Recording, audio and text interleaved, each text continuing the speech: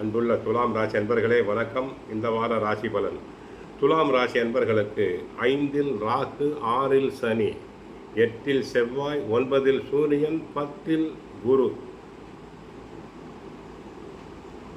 லாபஸ்தானத்தில் சுக்கிரன், கேது இருக்கிறார்கள்.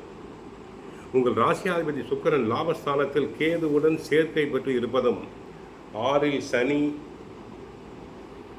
9இல் சூரியன் சஞ்சரிப்பதும் மிக அற்புதமான அமைப்பு. அரசாங்க காரியங்கள் அனைத்தும் நல்ல விதமாக நடைபெறும். அரசு வேலைக்கு முயற்சி செய்யலாம். அரசு ஊழியர்களுக்கு வேண்டிய இடத்தில் இடமாற்றங்கள் கிடைக்கும். பண பரிவர்த்தனை நன்றாக இருக்கும். புதனால் தரகு, கமிஷன், ஏஜென்சி தொழில்கள் அனைத்தும் அபிவிருத்தி அடையும். நன்மைகள் நடைபெறும். சிலருக்கு லாட்ரி சீட்டில் மிகப்பெரிய தொகை வருவதற்கு வாய்ப்பு உண்டு. குடும்ப ஒற்றுமை சிறப்பாக இருக்கும். நவீனகரமான பொருட்களை வாங்குவீர்கள். வீட்டில் சுபகாரியம் நன்றாக நடைபெறும்.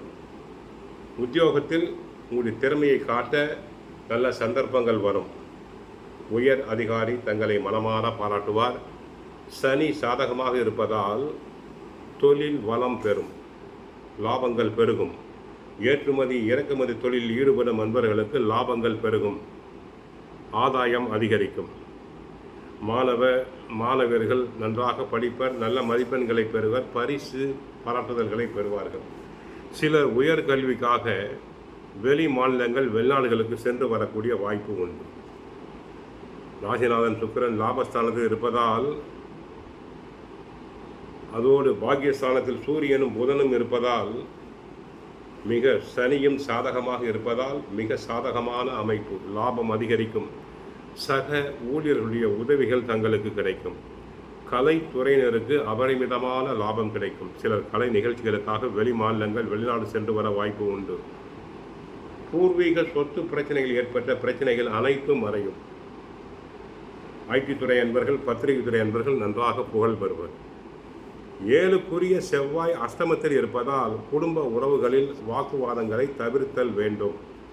இல்லாவிட்டால் தங்களுடைய அமைதியை கெடுக்கும். சுப காரியங்களில் சிற்சில தடங்கல்கள் ஏற்பட்டு பிறகு நல்லபடியாக முடியலாம். சிலர் குடும்பத்தை விட்டு பிரிந்து வெளியூர் செல்ல நேரிடும். சிலருக்கு வீடு மாற்றம், உத்தியோக மாற்றம் ஏற்படுவதற்கு வாய்ப்பு உள்ளது. வேலையில் பணி சுமை அதிகம். குழந்தைகள் விஷயத்தில் கவனமாக இருங்கள். கோவிலுக்கு சென்றால் ஸ்ரீ கிருஷ்ண பரமாத்மாவை வழிபடுங்கள். வீட்டில் தினமும் சுந்தரகாண்டம், பகவத்கீதை படியுங்கள். நன்மைகள் நடைபெறும். வாழ்க வளமுடன். மங்களம் உண்டாகட்டும். ஹரே கிருஷ்ணா, ஹரே கிருஷ்ணா.